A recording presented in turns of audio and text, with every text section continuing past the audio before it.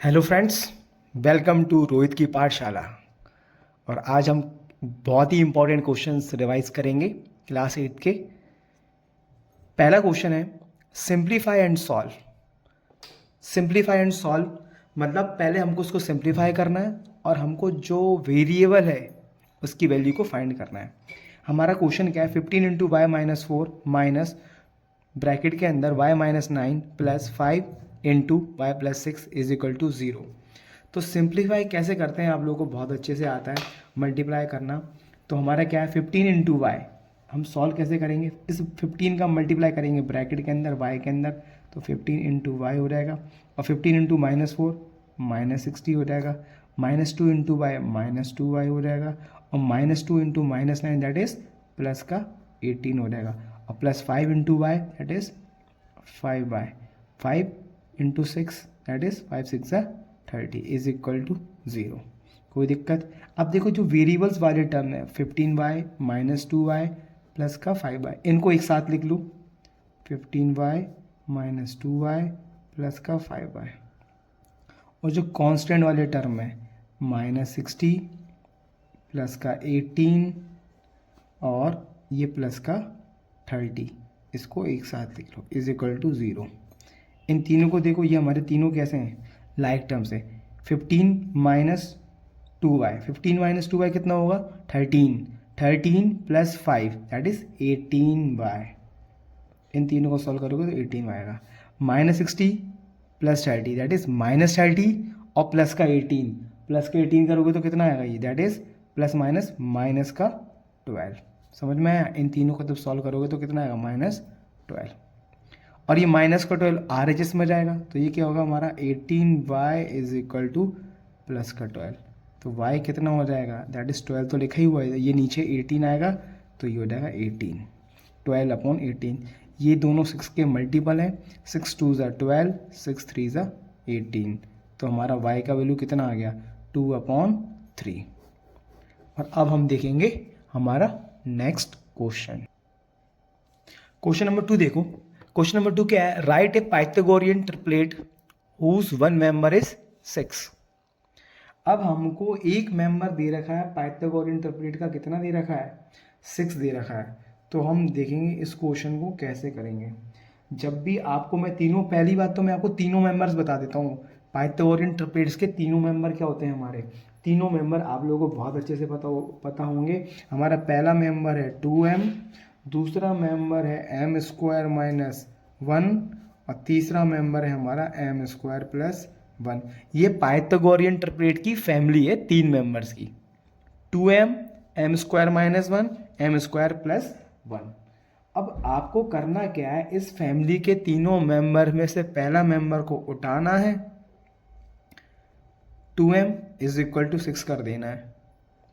तो m का value कितना आएगा 6 अपॉन 2, ये मल्टीप्लाई में था नीचे डिवाइड में, दैट इज m का वैल्यू आया हमारा 3। कोई दिक्कत, कोई दिक्कत नहीं है। अब करना क्या है, तीनों मेंबर्स को वापस लिख लो, 2m, m square minus 1, m square plus 1, और इन सब में वापस m की वैल्यू पुट कर दो, दैट इज क्या होगा 2 into, that is 2 into m का वैल्यू कितना है 3, तो 2 इंटू 3 दैट इज 6। पहला मेंबर 6 आ गया। दूसरा मेंबर क्या हमारा एम स्क्वायर माइनस 1, तो m का वैल्यू कितना है 3, तो 3 का स्क्वायर माइनस 1, 3 का स्क्वायर कितना होगा 9 माइनस 1, 9 माइनस 1 कितना होगा 8। ये हमारा दूसरा, ये पहला मेंबर, ये दूसरा मेंबर। और तीसरा मेंबर कैसे निकालेंगे, तीसरे मेंबर में वैल्यू पुट कर देंगे हम, m का कितना है हमारा, m का वैल्यू है 3, तो 3 का स्क्वायर प्लस 1, 3 का स्क्वायर होगा हमारा 9 और ये प्लस 1, 9 प्लस 1 10। तो हमारे तीनों मेंबर आ गए। तो हमारी पाइथागोरियन ट्रिपलेट्स क्या बन गई 6 8 10। ये हमारी क्या है, this is the required Pythagorean triplet. समझ में आया। हमारे तीनों मेंबर क्या है 6 8 10, और इसका मतलब क्या है, 6 का स्क्वायर 36, 8 का स्क्वायर 64, 64 प्लस 36 दैट इज 100। ये किसके बराबर होंगे, और 100 किसका स्क्वायर होता है 10 का। और अब हम लोग देखेंगे हमारा नेक्स्ट क्वेश्चन। हमारा नेक्स्ट क्वेश्चन क्या है, इफ चमेली had rupees 600 rupees left after spending 75% of her money how much did she have in the beginning. अब हमको नहीं पता चमेली के पास कितने रुपए थे, हमने क्या मान लिया, let she have rupees x in beginning. कोई दिक्कत? कितना परसेंट स्पेंड कर दिया, 75%। कितना मनी लेफ्ट बचा, money left that is rupees 600। देखो हमेशा आप जरा एक चीज़ देखो, उसके पास परसेंटेज में कितना है 75% और नंबर्स में कितना है 600। तो ये स्पेंड कर दिया, मतलब उसके पास मनी लेफ्ट कितना होगा स्पेंड करने के बाद में, आउट ऑफ 100% में से 75% तो उसने स्पेंड ही कर दिया, तो कितना परसेंट बचा, 25% ही तो बचा। ये भी पैसे जो उसके पास जो पैसे बचे हैं 25%, ये भी बचे हुए हैं, मनी लेफ्ट ही है ये भी हमारा, ये भी मनी लेफ्ट है परसेंटेज में और ये भी मनी लेफ्ट है हमारा रुपीज़ में। तो क्या होगा, हम कैसे निकालेंगे इसको, अकॉर्डिंग टू क्वेश्चन 25% रुपीज़ ही तो बचे हैं, कितने से, उसके पास जितने थे उसमें से, और रुपीज़ में कितने बचे हैं 600 रुपीज़ बचे हैं। तो ये दोनों तभी तो बराबर होंगे, 25% of x is equal to 600 rupees. ये परसेंटेज में रुपीज़ बचे जितने थे उसमें से, और ये उसके पास नंबर्स में रुपीज़ बचे, तो इसलिए दोनों को हम लोगों ने क्या किया, इक्वेट किया। तो 25% ऑफ एक्स मीन्स 25% हटेगा तो अपॉन 100 आएगा, ऑफ मीन्स इनटू, और ये एक्स था तो एक्स इज इक्वल टू 600।